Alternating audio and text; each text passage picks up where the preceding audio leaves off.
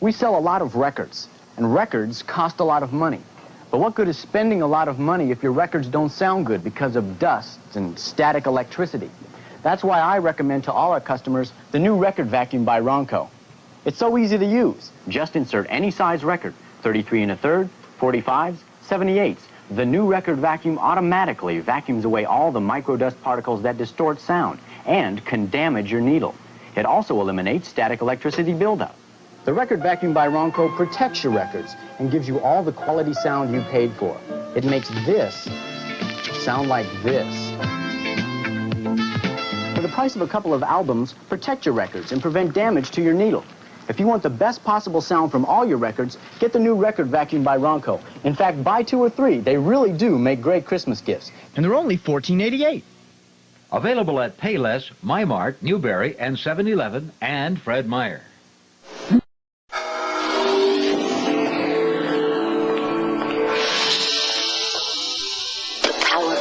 For your NES, now you and the games are one.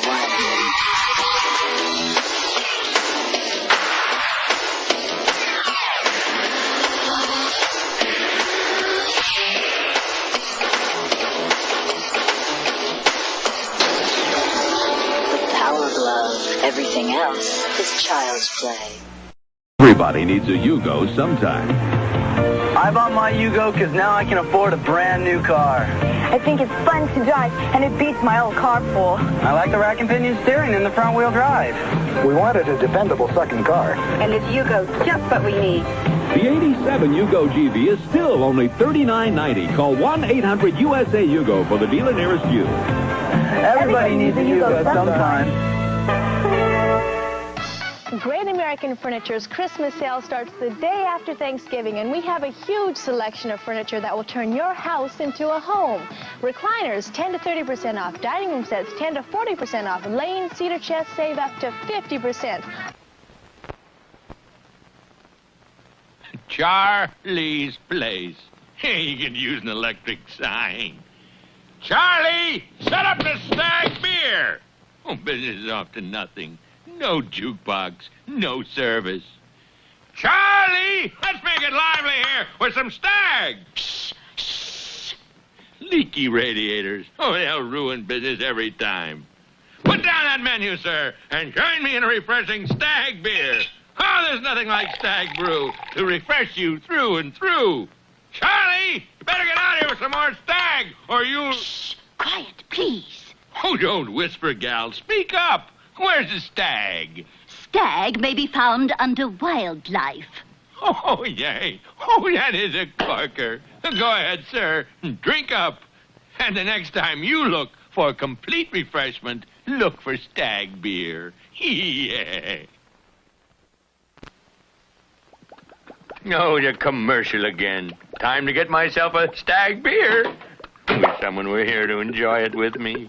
Why, Bottomley, I didn't hear you come in. Take off your hat. Now get another Stag. Oh, by George, Stag always brings them best together. Back in the couch, go grab Grandma. Get the dog spot, sit him right down. You're looking for something you ain't never seen before. You're looking for a home with a Loch Ness monster, Roddy Piper. You're looking, say, grab the children, grab the women, tell the policemen, turn in their blankets, because I'm coming to your living room, so bar the doors or I don't get into that. I'm Roddy Piper. Exciting wrestling action, Sunday nights at 11:30. Christmas gift values up to $15, now only $4.96 at Kmart. The amazing cookie machine, delicious decorative fun. Make beautiful rugs with the amazing speed tufting kit. Create exciting fancy foods with the potato chip machine. The bottle and jar cutter recycles throwaway bottles and jars into beautiful glassware. The rhinestone and stud setter stylizes jeans, shirts, anything. Homemade ice cream is easy with the automatic ice cream machine. Get these great Christmas gift values for just $4.96 only at Kmart. G.I. Joe forces hit back while they move their secret recon satellite to safety. But blasting down from Devil's Mountain, Cobra's gonna hijack it. Here come the reinforcements. You control the action with G.I. Joe High Adventure Trucking. Now, Cobra's desperate. They'll ram, Squeeze to safety. Headquarters are secure now, so move her on back. G.I. Joe, High Adventure Trucking. By Tyco, of course.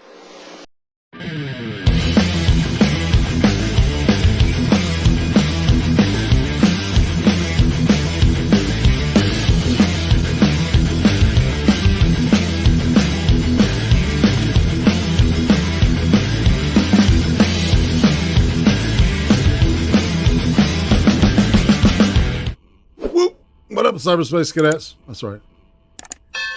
Ding, ding, ring that bell. You know, it's Sunday. You know what that means. It's time for ice cream. And the whole concept behind why I call it the ice cream interviews is because talking to people is a huge treat for me. And most people say ice cream is a treat, I would think. And so to me, a treat is talking to somebody that I'm interested in, somebody that I want to know more about. And today's guest is really, she and I have known each other for quite a while. At first, she was this amorphous being, and then I met her one night, and drinks with friends after a show that can't be talked about in public. But ever since then, I admired this lady's work and everything that she's done for a certain stream that we're going to talk about in a minute. But on that note, let's just say hey to Colleen Bernier, the one and only. Hey, everybody. And honesty, what drinks with friends can't be talked about in public? Seriously. I'm at the after show, not the broadcast. No, it's a close race between the two sometimes. Yeah, it's kind of like I can't remember. There was an old commercial where you couldn't talk about it. Anyway, so yeah, I've got questions for you. The way the show goes. Bring them on. Yep, is let's say hey to the chat first. Let's get a little relaxation going on here. A little chill. I'm had a little jot from my adrenal glands there. A little adrenaline, a little excited, feeling good. I say to my one and only Uzi Q. The wind beneath my wings.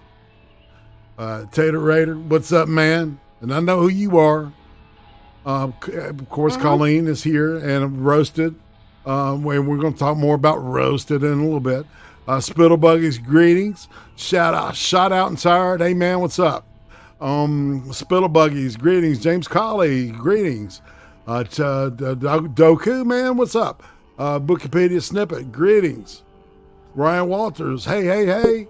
Michael Hatfield, greetings, sir. Uzi and I like you. Brian, what's up, man? It's nice to meet you, Brian, and I appreciate Excel shared the note with me last night. Thank you, I appreciate that compliment. Dumbbeard, awesome, you're awesome, dude. What's up? Where's your better half? Doku, like I said, hey earlier, and that brings us to Madness. Sir Adamantine, the one and only. Speak of the devil, and he has appeared. Mm-hmm. Bing. The matchmaker master himself. Indeed. So, all right. So the way that I do this thing, let's go ahead and we'll go in the dog and cat room, get all situated. Meow, meow, bark, bark. Mm-hmm. Doggos and woof, woof. That's right. Woof, woof, and meow, meow. You can be the cat, or you can, whatever you want to be. You can be it. I don't care. I'm just excited to have you here and with the show. And I don't know why my chat box is not working. No idea. But hey, there's nothing I can do about that shit. So I'm not going to do anything. Screw it. Let's just work with it. That's right. Screw it. Just move on. We'll deal with it. But we do have the chat here. Okay. And that's all we need. Okay. That's all we need. You know what I'm saying? Shagon is out mushroom hunting with her dad. She'll catch up later. I don't know. I don't know how I feel about that. Anyway, so Colleen, all right, we start out, the questions always start out with YouTube and then kind of go into to your personal background a little bit, and then when we're done, we'll be back at YouTube.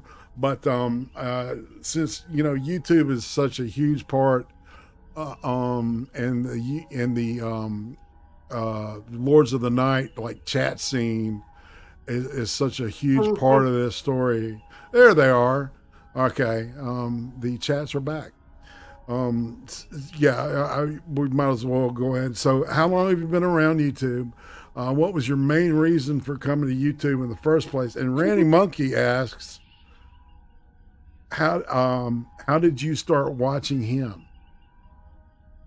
All right, we'll go. Okay, first in chat, James Colleen. That's very scary if you thought I was one of Scribe's sock accounts. Very creepy. Just had to point that one out. Nasty. I don't think Scribe would have a sock account. I can't see the dude doing that. Anyway, my bad. Yeah. Okay. Me and YouTube. Okay. Short story, I got into YouTube out of sheer effing boredom. That's what it was. I was one of those people that had YouTube but never used it for the longest time. And then I hit a point, I think this was 2016 or so, give or take, probably early 2016, where I was just sick of what was on TV. I couldn't give a damn about it anymore. So I pull up YouTube and I was like, yeah, that's creepy here. Sorry, I just saw the chat. I pulled up YouTube and I started off simple watching old music videos and TV show clips for the stuff that is on the good channels that you actually have to pay money for. I'm too poor to do that. I'm too cheap. Never mind. And then kind of went from there. I went to I came across one of your favorites, a certain Mr. Jones, shall we say? Mm-hmm. And yeah, I thought the guy was a complete whack job, but hey, it made good background noise for when I was doing stuff around the house. We would have never known about the interdimensional demons that we're trying to infiltrate our almond supply. Okay, I'm just saying, if not for Alex Jones, yes, the classic making the frogs gay. Yes. And I had him on the background for a while, and then when he got kicked off YouTube, that's when other things started popping up in my suggested feed, and this is the fun part. Well, everyone always says what brought them to this corner. It's usually IRATE Alex or Bearing or stuff like that. For me, nope, it was neither. It was it's gonna suck saying this because these two people have big enough ego as it is. It was Ranting Monkey and Drunken Uncle. They were the ones that started showing up in my feed, and Sweet. I remember watching. What? Oh, back when the algorithm actually pushed content that might be interesting to you. Yeah. Yeah, I remember those days. Yeah, and their stuff came up, and I remember watching a lot of their scripted videos, and I was like, holy shit, these guys are funny. And hell, I was showing it to my mom and everything. They were making a 65-year-old woman laugh, so they were pretty good. And then from Ranting Monkey and Drunken Uncle, and no, I'm not going to say which one was first. It was too close to call. Then I started catching Scribe and Lords of the Night before it was Lords of the Night, right, in my feed, and I just started watching those shows. Monkey. And to be honest, I referred to that before it was called the Lords of the Night. I referred to that as the Monkey Stream. Oh, it wasn't just Monkey. But no, I know. But that's what I called it. Oh, okay. And I was listening to that. Speak of the devil. Before Lords of the Night, before MSS News segments were started. So that tells you how long I was listening to them. In fact, I remember when MSS News segments started, it was, Monkey will confirm this, it was mostly just Jack that was doing the stories first, and then I came in maybe a few days to a week, give or take, after, and started submitting stories to them. And then just more and more people came up in the feeds, like you and Adamantine, and heck, I had a whole new TV schedule. I didn't have to go in front of cable anymore. Yep. Let's see. And I went to you and Addie and Ghost Poo. And I'm showing the internet YouTube history for this section. And well, all right. So I remember when they did. There's go there's ahead. so much. Well, yeah, and I was gonna talk about this. There's so much that kind of branched off out of that Lords of the Night. The chat, right? Minions of the Zoo came out. The Chaos 120, of course. It's like and I was a branch off of that as well. Yeah, I remember you started with Chaos 120, and then I was throwing in every article I put in. I was throwing in like 3 or 4 different hashtags for all these different shows. Because I remember you had asked me, it's like, yeah, I want to know, is it all right if we use some of your stuff for Chaos 120 and everything? I'm like, yeah, sure. What's another hashtag to the tweet? Indeed. But yeah, and I think that Randy Monkey, Scribe Light, SDA, and Satsu all should be like proud of this legacy they've kind of created. They've created really a whole like corner of YouTube inadvertently. And yeah, and Monkey may have an ego. Hey, it's okay. He deserves it. He's earned it, man. Mm-hmm. You know what I'm saying? So yeah, he just doesn't need any help stroking the ego. He does fine on his own. Right. We're not going to kiss his ass, though. Just saying. And no. he appreciates that, I'm sure. Nothing but love for you, Monkey. No homo, but nothing but love for you. I got my man over here. So your type of content that you gravitated to was like, like commentary on what's social mores or politics or what? What was this? When they came up with the MSS News stuff, I was like, all right, I'll see, but I was like, I didn't want to send stuff that was like the type of stuff they already were covering in their own news segment. Mm-hmm. So I just went searching, and it just happened that majority of the stuff, at least at the beginning, was initially Florida Man, because let's face it, that's a TV show in itself.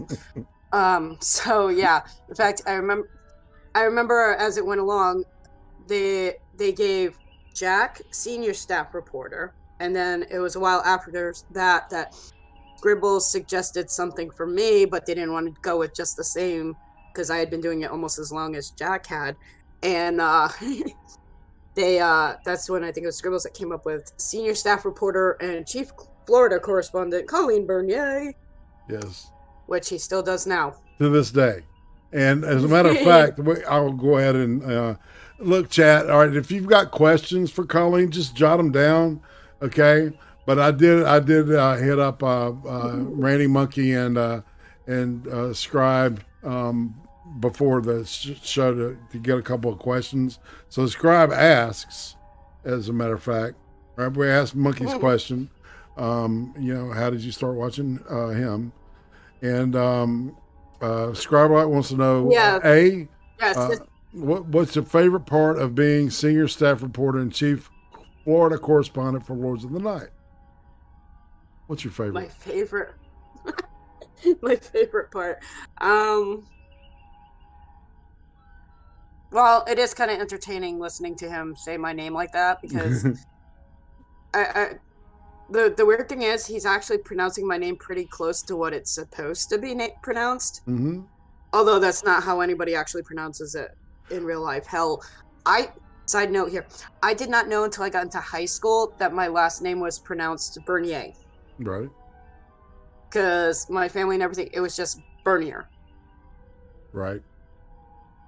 Right. Well, the second question that Scribe asks, how much yay is there in being a Bernier? How much yay is there in being a Bernier? Yay. Scribe, what the hell are you smoking, and why are you not sharing it with people? And why are you giving me any, right? So yeah. Well, I don't smoke, but I understand. Share with the class. Yes, Colleen is a teetotaler, and this is all her, right? Unadulterated. What, is something wrong? I thought I heard somebody.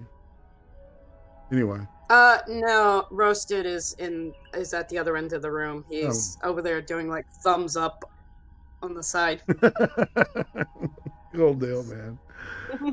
He's awesome. He's a very fun and a needed component to the Friday show, man. Because sometimes we just get too weird, and he's got to come on back. We're like, thank you. Yes. Yeah. Yeah. Screw normal. That's just a setting on the dryer. Yeah, no doubt. Exactly. All right. So, all right. So this is where we get into more questions. Bring it up. This is where we get into your, background. And, okay. Wait. Okay. I put a pause. Pause. Monkey has another question. To answer your question, Monkey, no. All of the stories that I have posted for MSS News, all of them, those are all stories that I've come across on my own. Nobody is sending me anything to post. Heck, that's all my stuff. Don't ask me. Just my dumb luck in finding that. It's like a hidden talent or something. I don't know. It is a good question, because there are some, people out there that have a lot of very loyal people that help them out on their content, and but you are a machine. No, that is no, it is not all on page 6, Raider. What the fuck? That's funny. No, just like I said, when they started the MSS News stuff, I just started going in directions of stuff that wasn't typically covered. The weird, the obscure, all that stuff. And I'm surprised. My question for Monkey and Scribe would be more like, what story did I send that was like, what was the worst? What the F story? And questions like that. I'd have for them. Yeah. Yeah, you do dig into some. I mean, you're right about Florida, man. Why isn't that why isn't that a reality show? I mean, I don't write. Go ahead. I don't write about it. I just find the shit. The shit finds me. It's like, go figure. I mean, no shit, man. It's like you gotta have a camera crew down there, and just film a show called Florida Fuck Ups. I mean, because actually, don't they have something like that on They have something like that with MTV, Florida Shores, which is like Jersey Shore of the South. But with rednecks. Yeah, exactly. That's exactly what it is. And those kids all come from money, so they ain't real Southerners, man. They ain't ever worked for a living. All right, so so is there a food from your youth that you hated, and now as an adult you actually like it? I'm not sure. I mean, I can't say there's a lot of food that I miss right now, having moved to the Mid-South region, because, like most people know, I lived on the Northeast Coast for 44 years before I moved here with Roasted, and it's a big difference from where I lived to here when it comes to food. Because like I lived 20 minutes from the coast, there was insane crap load of seafood, and also where I lived was a heavy Portuguese population, so there was a lot of Portuguese food, stuff like that.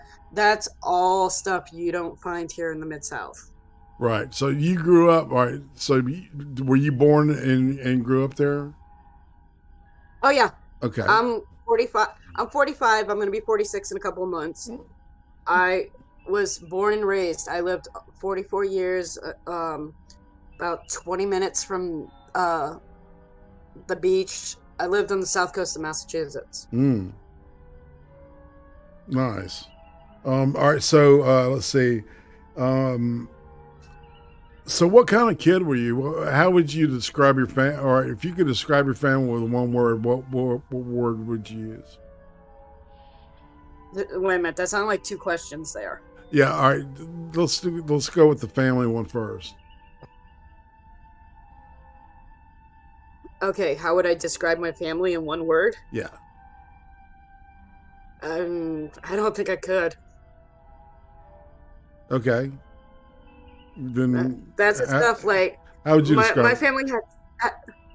family had stuff going on that like one of my closest friends when I was in high school was going to be an English major, and she outright told me that I should be the one writing my family stuff down. It was like a freaking walking soap opera that I lived in. Oh wow. Yeah. So so what kind of kid were you? Is this, like small kid to middle school age? What kind of kid were you? I was an adult kid. Okay. If that makes any sense. I guess I was told I grew up really too quickly for my age. Like, I'll give you one example. I asked my mom one time, my mom passed away a few years ago, but I asked her, I said, how come I can't remember you guys ever like reading me stories or anything when I was a kid? And she said, because we didn't. She said, anytime we tried, you just took the book and went off and read it on your own.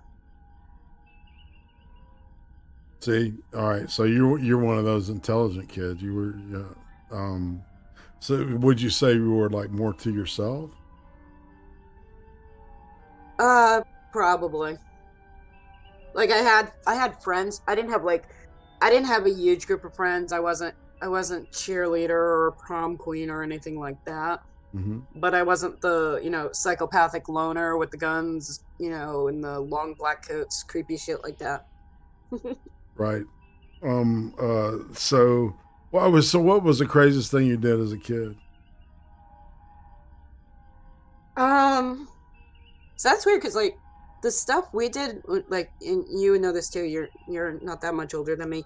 The stuff we did as kids, we didn't think was crazy at the time, but you base it on kids and the way they're raised nowadays, and nowadays they'd be sitting there like, "What the hell are you thinking?" But I know one story that you'd probably like was when I was 13, I got to see Ozzy Osbourne in concert by myself with one of my friends. Oh wow, that's cool. My brother and his girlfriend dropped us off. It was in Providence. At the time, it was called the Civic Center. It's like Dunkin' Donuts Center now. My brother and his girlfriend at the time dropped us off. My friend's father picked us up afterwards. And basically, me and my best friend, who was 14, who was like 6 foot, one of those weird height things, were basically sitting there watching an Ozzy Osbourne perform at 13. Most parents nowadays would be like, no, not in this lifetime. No doubt, man. But yeah, exactly. We're I'll tell you a big difference is, having to wear helmets to ride a bicycle. It's like, I never had to. Oh God. I couldn't because we couldn't find ones in my size. Oh wow. You got a big head? Is that what you're saying? Oh yeah. So that's exactly what I'm saying. My birth story, when I was born, my mom used to tell me this all the time, because moms do that with all the labor pains and all that stuff, those stories. That because I was born cesarean, because I was 10 pounds, 10 ounces, 22 and a half inches long, and my head was 17 3/4 inches. Damn. Yeah, so by the time I was older, I was like 20-something inches, and it was just like, yeah, no, I ain't finding bike helmets, screw this. And at that point, it didn't really matter, because, like, I'm normal, but, like, be the first man, I've taken a few shots to the head. I have a very interesting story about when I was 10 in a car accident I was in. So sorry. Were you like, all right, were you a girly girl, or were you more like a tomboyish, or were you kind of something in between? Hell no, I was tomboyish. Like, I grew up in the 80s, and I was not the, listen to Madonna and have the tight skirts and all those bracelets up and the fishnet. No. I was the listening to the hair metal, jeans, metal t-shirts, denim jacket, all that stuff. Right. That that fits the Aussie thing. Makes sense to me. I think also because I was a Catholic school student for kindergarten through 12th grade, and you have those stupid skirts as part of the uniform. Mm-hmm. And it's like any uniform for any job. You wear it too long, and it's like, when you go home, that's the last thing you want to see is shit. Yeah, no doubt. Yeah, I went to Catholic school too, so we had to wear ties and stuff. But I can imagine the uniform. Yeah, the girls they had to deck out in the uniforms with the shirts and the skirts and the patent leather. We had Oxfords. I got an exception on the shoes and socks because I had issues with my feet growing up, so I had pieces that had to be put in my shoes. I couldn't wear the regular shoes. But eventually I grew out of it. But yeah, we had the skirts and we had to do sorry, I'm reading the chat, that's why I'm laughing. But what we used to do for the skirts, because those things were just a pain in the ass, is like have the shorts on underneath them. But yeah, any way we could figure out to work around their quote rules, we did. Indeed. And that was always the case, because I remember girls like rolling their skirts up, at the waistband. Yep. To show off a little more leg, right? We had girls that did that, and we do stuff like it's just little things like the skirts we had the pleats in them, and some of us would sew the pleats down some, so it made the skirt not so pleated and fluffy and everything. Right. Yeah, any little thing like that we do that we could get away with, we would. All right, so do you have a favorite holiday or time of year that's real special to you, or that makes you, puts you in a good frame of spirit? I think. I mean, holidays, gift giving wise, that's usually a trip, because I always explain to people, if you're gonna buy me something, make it a Walmart or a Visa gift card, because like I don't do well with perfumes and lotions and stuff because I have ridiculously insane allergies. Well, that's what my sister always says, give me money, it's the right size, the right color. Right? Yeah. That makes sense. Yeah. Yeah, and it takes a while for people to do that because it's like, oh, that's not personal. It's like, no, that is exactly personal. I am asking, you ask me what I want, you ask me what I want, I tell you exactly what I want to a T. You get exactly that item. You're listening to me, I'm listening to you, it's open communication. Isn't that kind of thing some guys complain about with women? They don't tell them, oh, where do you want to go eat? Oh, I don't know. What about, I don't know. Maybe, I don't know. That thing, that's like a common thing for some guys to complain about. You can ask Roasted. I have no problem. You ask me the question, I will tell you. I will tell you right now. Well, every man wants a girl that can think for herself and shit, I think that's fair enough. We got some people, all right, so let's say get some nods real quick to some. I see Duck Dog popped in. Hey, Trippy Cast. Jagan, man. Just Jagan. Man, it's been a while. I hope you're doing all right, brother. Anybody else? Am I missing? Malevolent Rider. Hey, man, I saw you sneaking there. Randy Monkey. Hey, dude. So, all right, we caught up. Dumbbeard is still there. I like him, man. He's cool. Shigon's husband. Anywho. All right, so getting back, if you could go back in time and talk to like little Colleen at the age of 8, what would you say to her?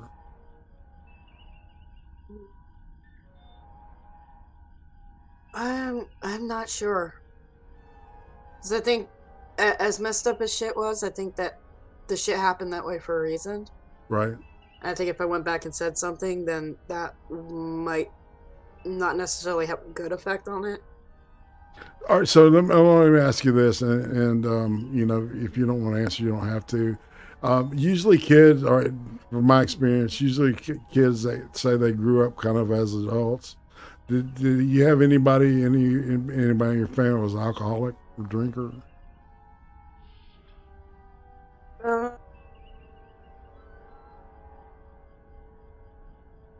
Not after I was born.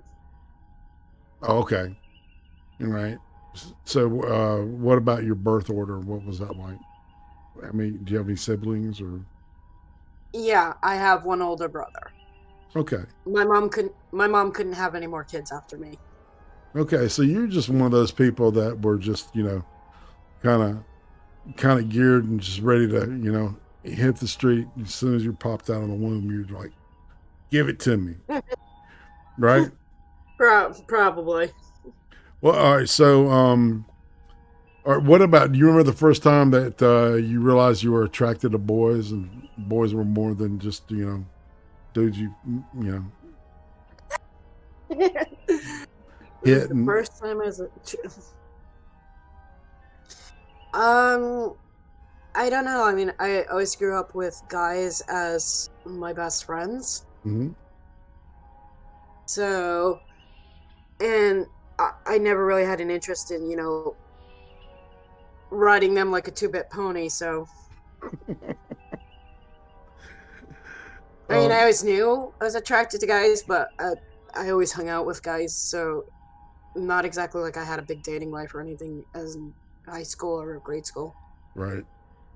So what was high school like? Oh, high school sucked donkey balls. Okay. Big sweaty donkey balls. High school sucked. What happened? What was sucky about it? Well, when I went to grade school and middle school, it was a K through 8, and it was a neighborhood school. It was all kids in the neighborhood. We all grew up together and everything like that. When I went to high school, I went to a school in another city, like 20 miles down the road from where I lived. So, like, there was really nobody from my old school there. And I had some friends in high school, but I did have, like, an altercation with this, for lack of a better word, rich bitch, and who proceeded to start spreading rumors about me all through school. So, yeah, I had the typical bullying, fight, confrontation, stuff like that in high school. So, yeah, didn't care for it. What kind of rumors? Is it okay to ask that? Ask what? You kind of broke up there. What kind of rumors were? Oh, yeah, she just outright started telling people that I was a faggot. Oh, okay. Stuff like that. Yeah. Well, it's either that or you're a slut, right? You know, and that's the... You know what? No, dude. You know what's funny is the high school I went to. A lot of the other girls in the school had a nickname. They were Stang Bangers, and not because they were in gangs. Yeah. Man. Yeah, they were called Stang Bangers. I mean, we had a few that were pregnant. We had the typical, like, it happens in Catholic schools, high schools too, people. Yeah. It's not just a public school thing. We had the ones who are pregnant, the ones who, you know, were nasty hosts, but yeah. Yes, they were. Let's see. So I guess going to any reunions is kind of like out of the question. Well, it's out of the question because, you know, they're not freaking cheap. Oh my God. True.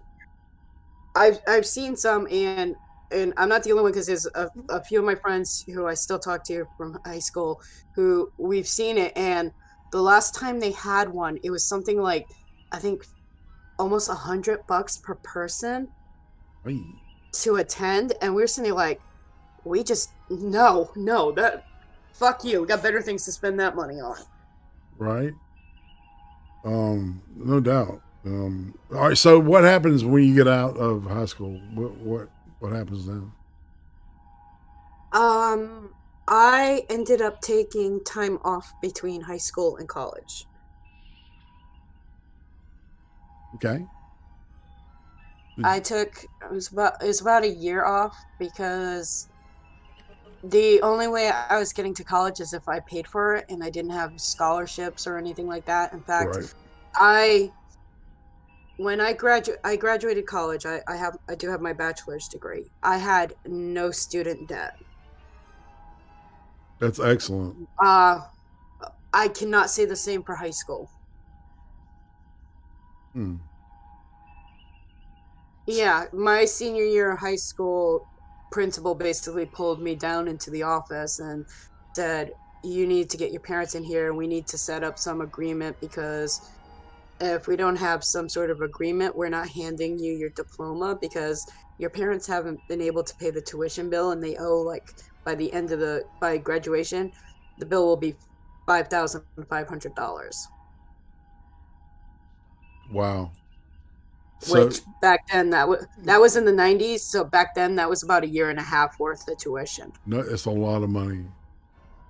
Yeah. So I basically made an agreement with them, and I took over paying the bill in installments. So long as they weren't going to charge me interest for it, I would make payments, and of course made the caveat, if I miss payments, charging interest, but as long as payments are on time, no interest. And yeah, took me about 2.5 years to pay it off. What kind of work were you doing? At the time when I got out of high school, I was working Dunkin' Donuts and Burger King. I was doing a couple of jobs same time. Right. The good old fast food door into the work culture. Yeah. So all right. So you said you ended up going back to college? Yeah, Or going to college? Yeah, I went. For all the good it did me, I went back to college part-time at nights. Mm-hmm. So I was working either third shift, because when I started college, about a year or so into college, I switched to working hotels. And I would work hotels like third shift, and then have classes either just before my shift or just after my shift in the morning.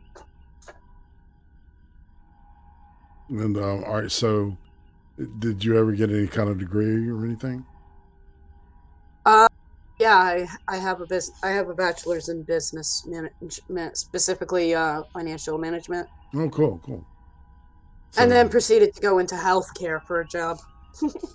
Wow. Working like the financial part of healthcare?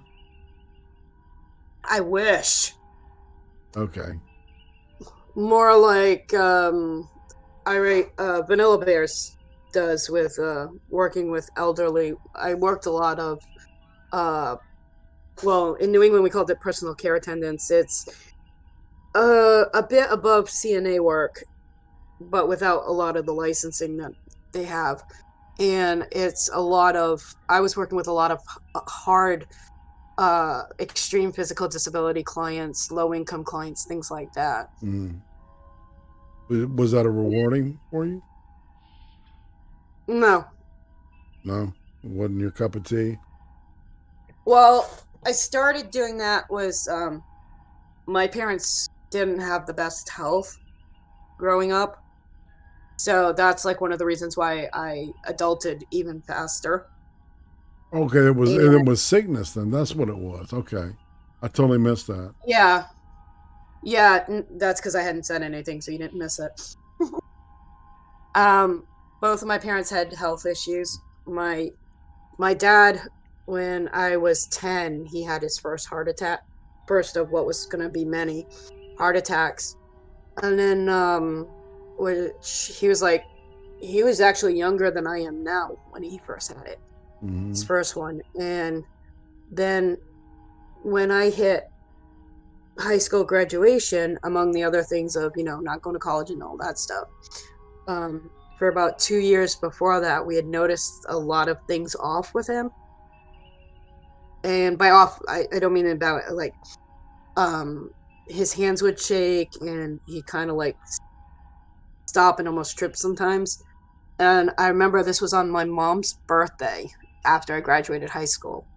And he came home, he was at the doctor's, and he said that, yeah, I have to retire.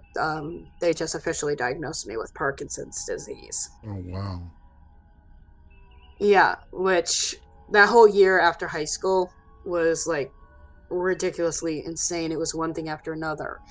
I got pulled in for the bill. My dad got the official diagnosis on his Parkinson's. He had to retire, which sucked because he had a really nice, at the time, factory union job. They weren't one of the last factories that was in the area where we lived. And my mom had, just shortly after that, had gotten diagnosed with breast cancer. Jesus. Wow. Yeah. Although I tell people to give it on a little cheery note. I do tell people I can make people laugh about that though. Wanna know how? How? When take a guess how they found the breast cancer. Uh-oh. No. They didn't. My dad did. You do the math. Oh, well, that's so. Well, so, all right. Both your parents are sick. Go ahead. When he found it, he found the first one, and then when she went in to have it checked, the doctor's like, "Well, we'll do the mammogram on both of them," and then that's when they found the second one. She had a second one on the other side. Wow. In the other boob. Yeah. But yeah, my mom had a lot of health issues, and so did my dad. So when I say I adulted early, I really adulted early. Yeah. Well, that makes a lot of sense now. Yeah. Yeah, and that's one of the ways I got started in healthcare. Doing a lot of that was doing it with them. I'm looking at the chat while I'm telling this, and I'm seeing dumb beard. That's why I was laughing. So I was working with them, and then in between that, I was also picking up other clients working in their homes and their health issues. So I was working with diabetic, stroke patients, cancer patients, Parkinson's, heart patients, paraplegic, hemiplegic, quadriplegic. Were you working I were you working at a center or like I guess a clinic type setting, or was it residential, or was it this was strictly in their homes. Right. Basically, PCA program through the state and Medicaid and all that. That's you have to go through ridiculous. You have to go through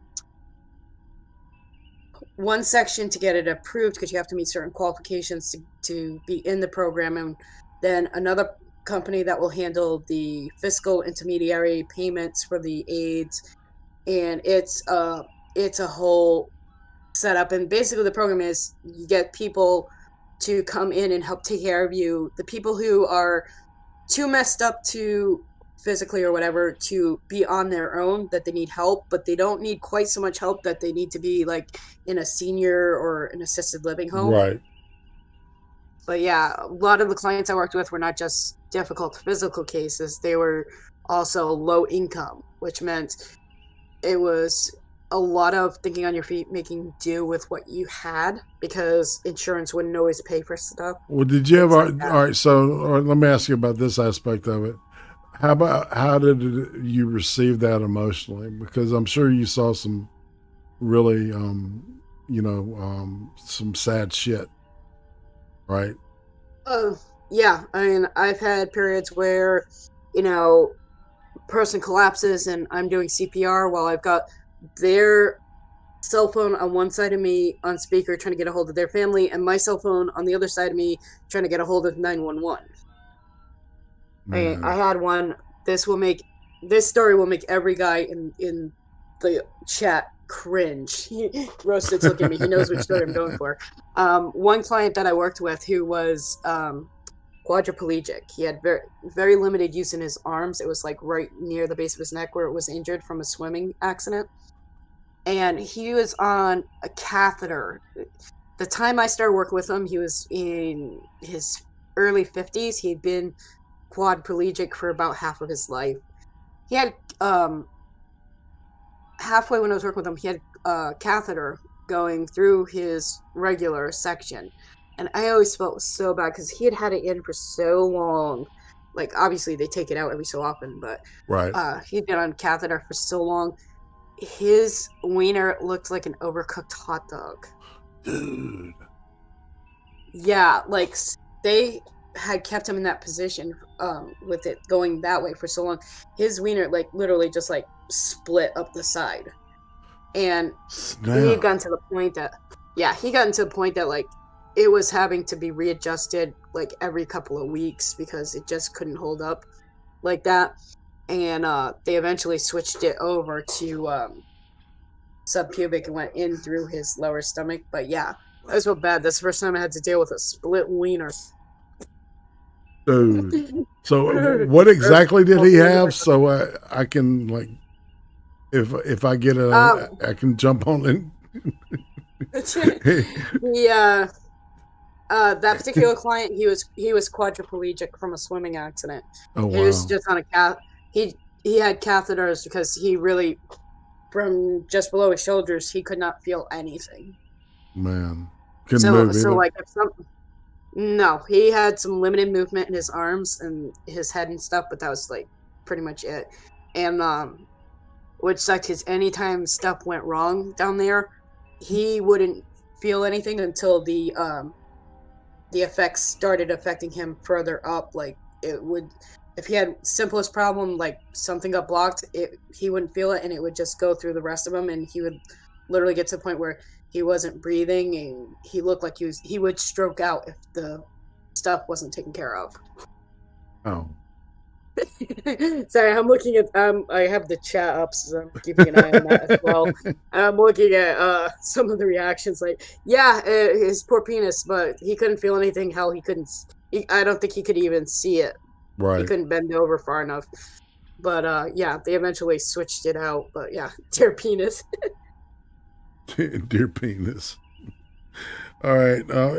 Duck Dog. At that point, he had already had been on a catheter for like over 20 years. Jesus. He'd been on catheters his whole life, upper half of his life, so he just I don't think a condom catheter would have done much.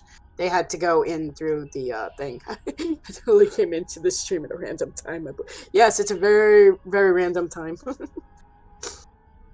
Sorry, the chat's getting just getting a little bit entertaining there. Okay, so you got more questions for me? Bring them. Yeah. Well, kind of. All right. So, did you stay in this to this point in time? Did you stay working in that business? Since you were used to it, or did you move to a different? I worked in that field with different clients probably over just about 20 years or so. Right. And the reason I stopped was that what I was doing was pretty much everything short of I've done everything short of get the license to be an LPN or an RN or anything like that. I've removed catheters, I've done oxygen machines, I've done the gambit of stuff. But the problem is a lot of these clients, because I'm a small person, I'm only like 5'2", and most of the clients I'm working with are obviously way taller than me. Some of them have like 50 to 100 pounds, and I was working with them by myself. Holy smoke. I'm over there rolling them, pulling all of that stuff, and that's a young person's game, especially when you're doing it in a home setting. I heard that. To the level that I was, yeah. So I had to stop, and this was shortly before I moved, about a few months before I moved to the Mid-South, because I had started getting pains in my back. And I hit a point where I was like, I had the pains, I'd worked a long shift, and I had the pains. I'm like, okay, I'm gonna take a hot shower, I'm gonna take some Advil, I'm gonna go to sleep early. Next morning, I got up. I could not move. Oh, shit. My whole body, I looked like a stroke patient. My head was stuck to the side. My joints were all bent up. I was fucked. I could not move without help. I had to get I still had some of my mom's old equipment because this was after my mom had passed away.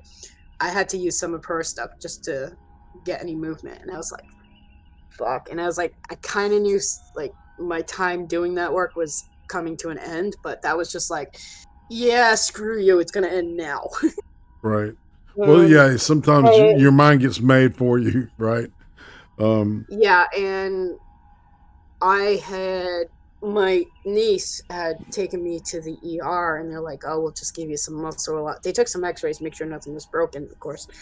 And we'll just give you some muscle relaxers. And my niece starts laughing because she knows, and Roasted can attest to this as well, muscle relaxers and opiates and all that do nothing for me. Yeah.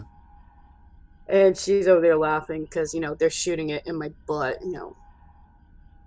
And I just had so many problems. I could not move. I went to my regular doctor. He took a couple more x-rays, and he's like, I don't know why the hospital didn't tell you. He's like, you have degenerative arthritis. Your joints are shot. And he told me, he said, I'm not even going to bother with medications because I know before I moved here, I had my doctor for 20-some years since I was an adult.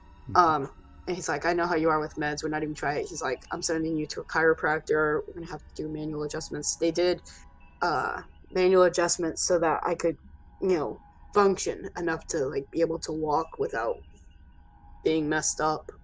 But my doctor said yeah, no, you're not going back to that. You cannot go back to that. So that brought it to June of 2019. And of course, at that point, I was with Roasted, long distance. Yeah. Why don't we? Let's go into that story, okay? You need something cheer. Well, need something to cheer up. I was getting a little depressing there. Well, no. It's a natural segue into the next segment, right? So yeah, I think that's a good. Okay. All right. So yeah, kind of. So you're doing this, and you're watching YouTube. You're active, as a senior correspondent, senior Florida correspondent for the Lords of the Night. And so you meet this guy. Tell us how you met Roasted. You guys met. Well, I got to back it up a little bit further, and it goes back to, for those who don't know, Sir Adamantine's stream. I remember at one point he showed up, you and him started showing up in my recommended and stuff. So I started checking out some of Addie's streams, and I remember being in the chat for a while, and Addie calls me his human Google. And I remember the first time you guys got me on an Addie stream, and I was sitting there I don't have the equipment. I don't have the equipment to do this. And he's dragging. I was like, okay. And I remember that first stream, and it was oh my God, it sounded so awful. Because I didn't have a camera. I didn't have a mic. All I had was my headset, and my headset had this weird mic thing built in. Yes, you, Addie, we're talking about you, dear. My headset had this weird mic in, but I could not adjust the settings because it's not even a gaming headset. It's just a regular Bluetooth, JLab, that $30 shit from this Walmart. Yeah. And so the mic on that was set to mono. So I remember hearing it. You guys were hearing it, and I sounded like I was echoing through a tin can. And of course, Addie. Yeah, I agree with you, Tater. Addie was like, "Oh, it's your internet." I'm like, "No, it's my equipment." And then I was like, "Okay, if I'm gonna do this, I gotta go get at least something passable." And came in for some more streams after I'd gotten equipment. And well, I think everybody starts out with shitty equipment, right? Yeah, absolutely. You get that the old Logitech USB headphone and microphone set, you know. Oh, don't talk. That's what I'm actually speaking into right now. My headset is like that right now because yesterday It sounds great. Headphones and everything. Yeah. I set up my headphones yesterday and they broke. The USB port in the headphones broke. It was rattling around. I'm like, oh crap. I went and got the On brand that Walmart sells, but my mic is literally a Logitech camera mic combo that's USB port, plug in, that stuff. Wow. It sounds fantastic. Thanks. But yeah, I remember yeah, Madness, I don't know how long I had it, the headset, but yeah, I could not, for the life of me, I could not adjust it. The hearing part, what I was hearing was coming in stereo, but the little mic, whatever it had was on my computer was stuck in mono, and I just could not adjust it. I don't know why that happened.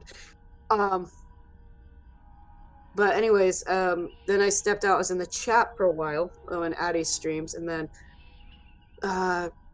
that's when Roasted popped in, and Roasted started watching the streams and everything. And then, of course, Addie would ask his questions, and Roasted would be just like me, popping up the answer, but I was beating him to the answer. Nice. And little competition. This is from his words. His words was, "Who is this person that's beating me? I have to meet her." So he started talking in we started talking in chat, and I remember this drove Addie nuts. We started talking in Gaelic in the chat. Okay. Addie would be making jokes like, you look like you're having a seizure. What the hell are you doing over there? It totally sounds like him, man. So we would talk in chat back and forth, and then finally it hit a point of like, okay, want to take it to private. This is back when we still had Google Hangouts and stuff. Right, yeah. To Google Hangouts, and was like, yeah, sure. Yeah. I remember we got on the Google Hangouts, and it took a while to get him to turn his camera on. Ah. Yeah, because he did the first private Google Hangout stuff when the kids were away for the weekend. Right. So it was just me and him, and then he got on the camera, and he was like so cute. He was drunk, but he was cute. I have to turn over my shoulder to see how much of an evil eye he's giving me for telling that. Sorry. So how long? All right. So you guys like obviously hit it off. And how did that? Give us a journey. You can hear him Take us on the journey of your love for each other. That was creepy. Yeah. That was creepy. Holy shit. We kept talking on Google chats for a while, and Google Hangout chats, and went back and forth, and it got to the point where we're like chatting like pretty much like every day. If we weren't chatting in Google chats, we had each other's phone number, we were calling each other directly, and then he started introducing me to the kids through Google chats, and got to a point where the voice calls were taking longer because the kids were actually like, I want to talk to her now. So I had to talk to all of them, then finally get to talk to him. And then that kept going back and forth. I want to say around the time that I got hurt at work, started making plans. It was originally supposed to be for around that time that I got hurt, but then there was an issue because just before that I had gotten another job and wasn't able to do it. So we postponed it till July 4th weekend of that year, where he was going to come to the East Coast where I was to come visit me, meet me in person, face to face, without the screen. And I tell you, oh, it gets even better, Brian. You gotta listen to this part. This crazy shit over here decides to get his oldest son to help him do this. His oldest son lives in another state. Drove down to where Roasted lives. Then they got in the son's car and then proceeded to drive from the Mid-South to Massachusetts. Straight. That's right.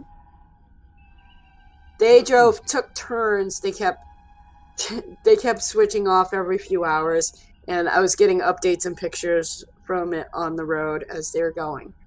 And I had to laugh because they got to New York. He just got through New York, getting into Connecticut, and he's like, "Yeah, I'll be there." He told me something. I'm like, "No, you're gonna be here at least an hour later than that. I know the distance you're driving." No, but yeah. Then finally, like 11, 12 o'clock that day, he showed up at my door. And he, well, he was with his son because they were. Oh yeah, that's right. So he's got a son with him. Like, so what did they just kidnap you and then bring you back, or what? No. They came in, spent some time because they were early for checkout at the motel because middle of summer, motels are booked, and they stayed for a while, and then his son went and Roasted stayed with me, and we spent, it was about, what was it, about 2 days, dear? About 2 days or so before he had to go back to his home and his job because he only had, so much time off from work. And you can ask him, he was glad, what screams? What screams? Sorry, no, sorry, Tater Raider. I have chat up because questions were coming up as well, and then I see Tater writing, yes, I heard her screams on the phone.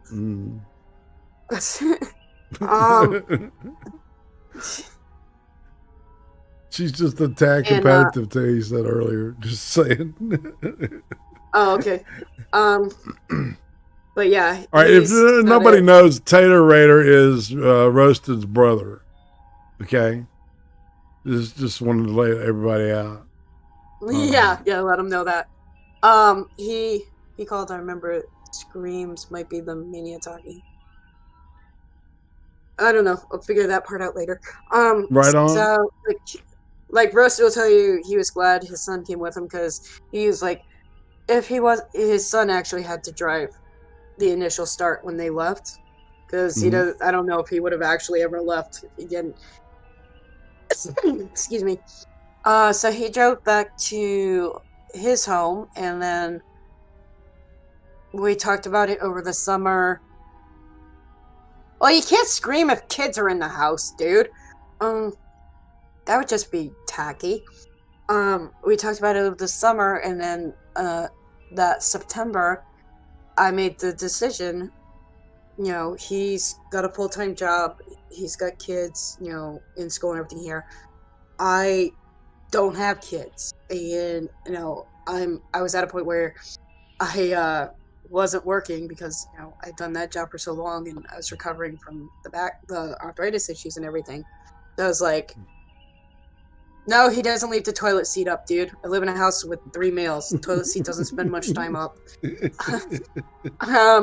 Yeah, it's almost ADHD. I bounce back and forth here. So made the decision, and I got one of those moving pods from U-Haul because that was the only one that would do the distance from here to there to here. Right. Packed up my stuff, sold some of my stuff, and got my first plane ticket. I had never been on a plane at that point. All right, so hold on. All right, let me ask you this question, okay? When did you realize that you were in love with him and you were willing to take all these risks? I think buying the plane ticket and moving out of my apartment was definitely okay, we are either going to move forward or something. Right. And that's kind of what I was driving at, because it was like I wanted to kind of give the actual bloom or whatever you want to call it, the way that love goes. It goes from friend to love at some point, right? And then it becomes, it gets deeper, and and it's a different place for everybody. Yeah, and Roasted can attest to this. I'm not a sappy, hearts and flowers, I love you, oh, all that type of stuff. Hell, sometimes if I'm saying it, it's more as a goof. I think Roasted can attest to this right here. He's on the other side of the room here. I'm more of the probably more the action type person. And you can ask him for his birthday this year. I made him a quilt. He had all this material that his sister had brought him from his. That was your stepmom right there. What? Your stepmom. My stepmom. Yeah, his stepmom had all this material that she was gonna make him a quilt from, but wasn't able to get around to doing it before she, got sick and passed away and everything. Oh, wow. So his sister had brought it from California where they were living and gave it to him. So for his birthday this year, and I managed to keep this quiet for like the 2 months it took me to put this together, which was fun. I took all that material, got the batting, kept it all hidden, and was working on it during the day while no one was here. And I assembled the entire quilt for him. Wow. And I've never done a quilt before. I've done crocheting, I've done sewing, I've done some of that stuff. This was my first attempt at a quilt. This thing is queen size. It's big enough to fit our queen size bed. And one side is brown, white, and black, long strips of material going across. And then the front is all the other materials that I cut into patches, sewed all those together, and then sewed that and the back and the quilting material, sewed all those three together. And it's not just a case of sewing all the way down and around, but sewing all of the patch in between. But yeah, that's what I did for him for his birthday this year. That's nifty. That's awesome. Yeah. A quilt is, I don't know, people, I think they're underrated. I think a great quilt, I don't know, it's just, it's like a real comfortable shirt, and I love my quilt. That's why I'm a quilt dude. He even said, Roasted just said it in the chat, he got a little teary-eyed. And yeah, okay, don't molest me while I'm on the stream, dude. Uh-oh. He just came over and was trying to kiss me. I'm like, dude, hey, don't molest me while I'm on the stream. But yeah, I'm more the I'd rather do that than be like a dozen flowers with pretty cards, because flowers die. But something like that. Was that Uzi laughing in the background? Yeah, that's Uzi laughing in the background. Yeah, she hears it on delay, so she was laughing at the molestation remark, because I every time she's on the phone with her mom, I end up fondling her. Oops, I wasn't supposed to say that. Oh, that's okay. Roasted and I do that for certain phone calls too. Sorry. Not sorry. Trippy, he doesn't make me a sandwich, but for Mother's Day he made me pancakes. Nice. Oh, dude. All right. Man, Roasted is a great guy. And you guys are a great fit, I think, But I see the oppositeness of you guys, right? And they say opposites attract, and Uzi and I are polar opposites in a lot of ways too. Great guy on TC. That's right. What did he say? What did you just say? Play a nice guy. He says he plays the nice guy on TV. That's right. Oh, he's a nice guy in reality, for sure. All right, so so are you? So what's the plans? What's the future look like for you guys? Do you think? We raised the kids. Right. I mean, when I came into this, it was full package. Single dad, 3 kids. So I became instant stepmom. Yeah. How's that? All right. Talk about that. How has that been? You've never been around kids, and you never were a kid, kind of. You know what I'm saying? So how do you? How did that? What does that look like? Tell me about it. I didn't spend a whole lot of time as a kid, but I wasn't completely not around kids. Like my oldest niece, my parents and I spent a lot of time raising her. Okay. Because she was from divorced parents, so we were like the closest thing to stable for a family that she had. So I wasn't completely not around kids, but yeah, I mean, Uzi flashed you? What? I don't know. Uzi just typed in chat that she flashed you. Uh-oh. Oh, yeah, in the past, yeah. Oh, is that referring to the phone call thing? Oh, it's referring to streaming. There's times where she's like looking straight at me and flashes me, and I enjoy it. Oh, I can top that one. Uh-oh. I have to turn and look because I have to see if Roasted is cringing. Roasted may have gotten a blowjob while on a phone call once. Just like Bill Clinton, man, and Monica Lewinsky, right? I love this phone call, man. You wouldn't believe his cigar. We got it going on. That's funny as shit. Well, to keep it full picture, he thought he was being smart. He flashed me. So, it's like climbing Mount Everest. It's there. You just have to. No doubt. So do you guys plan on like maybe formalizing things and jumping that broom, as they say? No. Well, and more people are making that choice nowadays. I've noticed, but I totally get it. Yeah, no, it's he has mentioned it, but that topic has come up before. But it is at the point that if that topic were to happen, it would have to be at that point where I ask him. And that seems like something that's not out of the question, is it? Me asking him? Yeah. Not likely, no. Okay. All right. So let's shift gears a little bit and get into some of your personal tastes. What kind of movies and literature do you gravitate towards, entertainment-wise?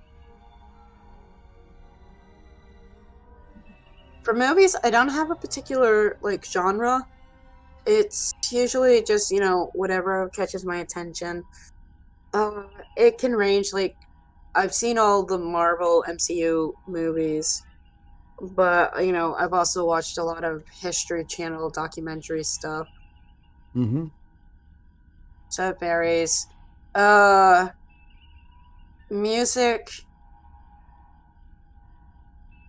I grew up a child of the 80s, so I always have to say I'm partial to the metal bands of the 80s, things like that. I went the last few years of the 80s. I saw Ozzy, Vixen, Rat, Britney Fox.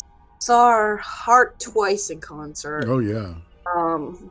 Yeah, that one. My best friend at the time was a huge Heart fan, so we saw Heart a couple of times in concert. So, yeah. Literature, that varies too. It's I have a lot of really weird side hobby things that I do. One of them is the whole One of them is the whole quilting, crocheting, all of that stuff. Right. Another is I actually have been a judge for some reading competitions. Nifty. Yeah, I've had yes, fiction, the one answering Tater in the chat. Fiction, it's mostly the romance genre. There's a lot of things that I learned just, from Google. Excuse me. And one of them was doing a volunteering as a judge for reading competitions. So they basically send me like the books. Nowadays it's a lot in the e-format books. I used to get print ones, and they'd be like, we'll give you the book, you answer some questions, and send the replies to the questions, and you get to keep the book. That's a win-win scenario there, man. Yeah, I mean, I've done stuff like that. So there's usually it can be anywhere from like 5 to 10 books, depending on how Like fast. bodice rippers. 5 to 10 books. Yeah. A year. I've done that. I've done. I've also done like product testing. I've gotten to do product testing for stuff. Well, they'll, based on a questionnaire, or if they have my profile already, which ones I work with, they'll send me the product, and I get to keep the product for free, and I just answer some questions back for them. That's crazy. I like that. I've also gotten to do be a mystery shopper as well over the years, where I've done. I don't do it now because the business has changed a lot since then. But I started back in 2000 when I was working in a music store, and we had gotten mystery shopped, and I was like, that's actually pretty cool. Somebody pays me to go shopping, and I looked it up and found out ways I could do it. Didn't even cost me money. All it would be like, I would go to, I've done restaurant, movie theater, some grocery stores, some fast food places, and I would just go based on whatever scenario they had that they were testing for. Purchase this item, do this, whatever. And I keep the receipts. I submit the receipts, answer the required questions, and then they reimburse me for it. And I'm like, yeah, cool. You want to pay me to go do stuff like that? Yeah, I'll do stuff like that. How a lot of people tend to joke that so when it comes to money, I can squeeze the nickels till the buffalo sport. That's an old. Yeah, I remember buffalo nickel. I've seen a couple of buffalo nickels actually. Yeah, I do have a couple of those in coins in my container. But yeah, I mean, I do all that. I'm OCD enough, even when it comes to like the grocery shopping. I have an Excel spreadsheet with a database that's got like all of each of the stores and like the prices and the quantity. So all I have to do is just do a copy and paste. Everything's by formula. Copy and paste, total, tax, everything. And then when that's done, I take all the receipts and I do NBPRs, which stands for no beer purchase required rebates. And it's basically like, for the no beer purchase, you obviously don't have to purchase beer, but if you're purchasing, like one that I did was, X amount back for salty snacks and a soda. I think it was like $3. And you just get the salty snacks, chips, pretzel, whatever, and a soda, send them the receipt, and then they send me the $3. So it's like, takes me all of like 2 minutes to scan it. Like, yeah, okay, not a problem. So I do those. I do, the rebate apps. I do all of that stuff. That's cool, man. But that's kind of a hobby in itself, isn't it? If you think about it, yeah. All right. So, are you into anime? Not really. No. Okay. So, all right. This is the point where I ask you if you have any scars, tattoos, or piercings that you'd like to reveal to us. I don't have any tattoos. For piercings, I just have the regular traditional earlobe piercings. This is actually second round. I had them when I was like really younger, but I got into a fight with my brother, and his I forgot if it's his foot or his arm or something. I was young when it happened. Got stuck on my ear, and it ripped the earring out, like straight down. So had to wait for it to heal. Before, and it was a few years after that before I got my ears pierced the second time. Crazy. Yeah, for scars, I have some scars across my chest. Because, I don't know if you remember this from one of Addie's streams. Excuse me. Viper's not the only big person that we know. I hit puberty very, very early when I was a kid. Okay. Like, I was having to wear bras when I was like 7. Oh, Jesus. Yeah. By the time I was in my early 30s, I was 40K. Holy smokes. Yeah, I had, like, you could see it. I had this also. That's one of the things that also contributed to my back issues, besides just No the work shit. I was doing. I can imagine. That's I like had basketball sized tits, man. They are, yeah. That's amazing. I tell you, I did this once as a joke before I had the surgery, because you know how, like, especially older generation, the women would stick like their ID and their money in their bra and stuff. I did this once as a goof, just to see whether or not what I could do. And I started sticking things, but I started sticking things underneath to see how much I could stick there with it without it falling out. Right. And I got up to a TV guide, a CD Walkman, a 7-outlet extension cord, and a remote control. That is amazing. Holy smokes. So, all right, did you have some kind of reduction or something? Yeah, my early mid-30s, I had breast reduction. And they took off like a bit. They brought me down to a D. Okay, so that's the scarring you're talking about. Yeah, I have scarring going on each side. It's they do what's basically called an anchor scar. Right. So that, like, when the scar is done, it goes from one end to the other on the bottom, then straight up the center, and then loops around. Because they basically have to take out a whole section on the bottom. Right. And yes, this is going to get gross, but they actually detach the areola and the nipple when they're doing the surgery. Take out that section from the bottom and then pull it together so it's smaller, because they have to do both a removal and a lift.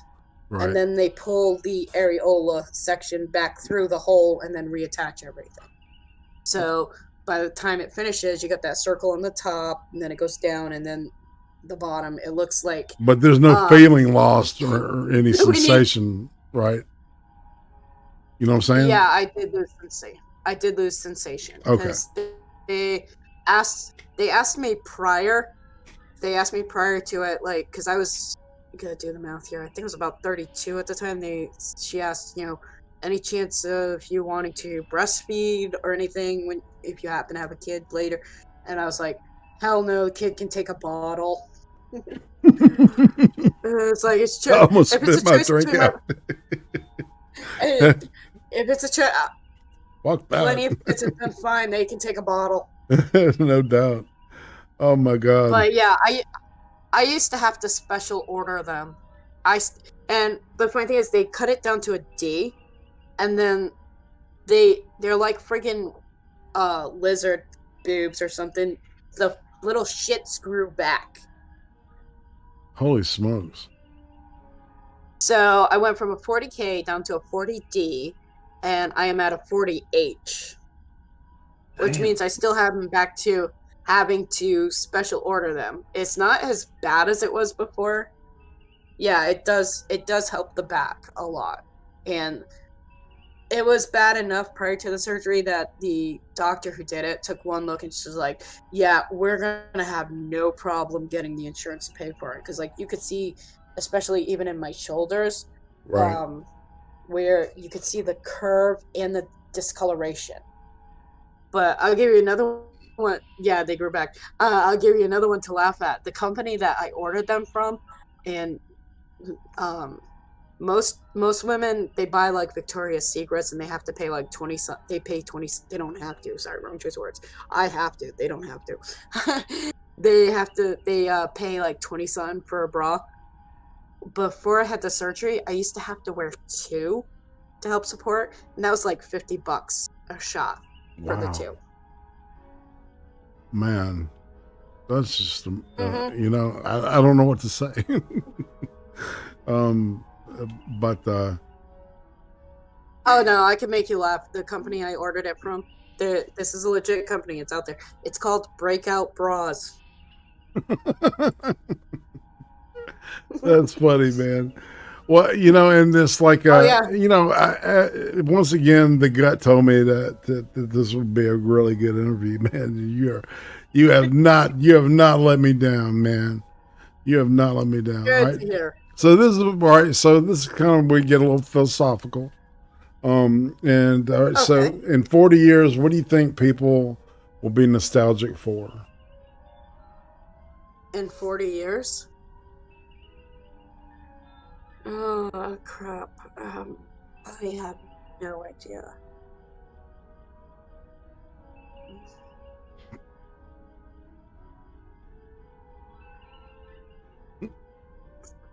I'm trying to think like what they'd be nostalgic for, and then I'm seeing stuff in the chat like I've heard mixed reviews on the pain of mammogram from women, and with great boobs come great sacrifice. Great sacrifice. I just saw that. It was funny as hell. I can't on personal experience for Wikipedia snippet there. Yeah, it can be a pain in the ass, so to speak. Trying to lift all that and then squeeze all that in there and have to get it. There were a few times that like literally was over there having to push stuff to push it in to make sure it got under there and fit. Man. Next question. All righty. All right. So what's the most useless talent you have? I'm not sure I have useless talents. Okay. If you could know the absolute and total truth to one question, what would that question be? If I could what? If you could know the absolute and total truth to one question.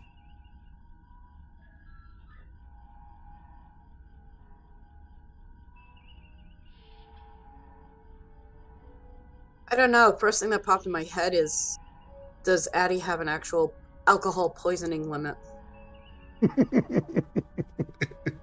You know, that's been tested over and over again. And somebody's gonna get him that breathalyzer so we can find out. Yeah. Well, there was that whole thing between him and Miles, and then we're gonna, you know, have the contest and stuff. Miles was in the chat last night. Still hanging around, man. Good people, both of them. Dug a lot of dirt with both of them. If you could go back in time and spend a week with anybody, Miss Coleen, who would it be and why? If I go back, am I spending it with them as an adult? Yeah. My parents. Oh, wow. That would be... I would probably... Yeah. Go ahead. I would probably be spending it, asking them stuff and, thanking them for stuff, things like that. Eddie says he's working on it. Yeah. All right. So, what job would you be terrible at?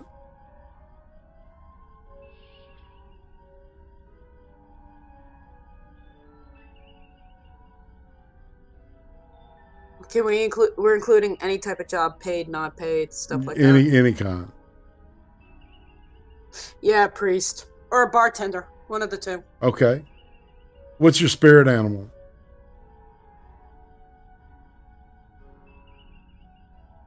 Dog. Nice. I'm a dog person too. Yeah, I mean, when I moved in with Roasted, that's the first time I've lived with the cat on a full-time basis. All right, let me ask you this: do you think evolutionarily wise, if that's a word, that dogs and bears are related? No. Okay. Just struck me. And this is the time, all right, where we I know. All right, this is the time for the famous Lipton questions, in honor of James Lipton, who passed away at the beginning of all this coof shit. But he didn't die from the coof, you know.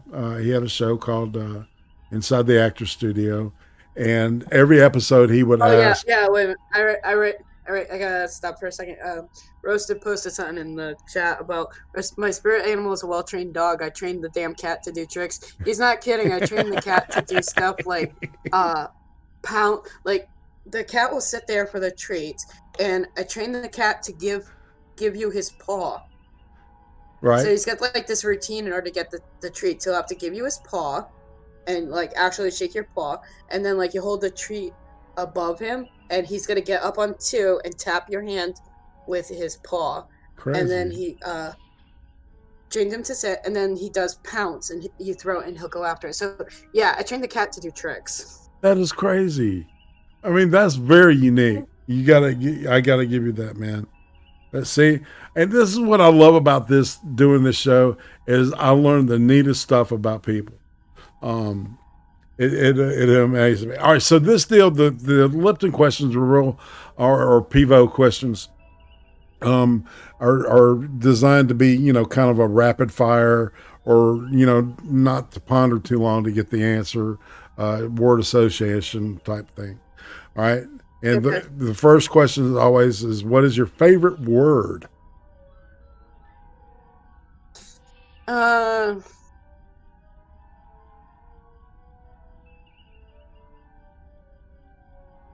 Shit and fuck, you know. Those things are universal. You know, there's just so many ways you can use them. Right. What's your least favorite word?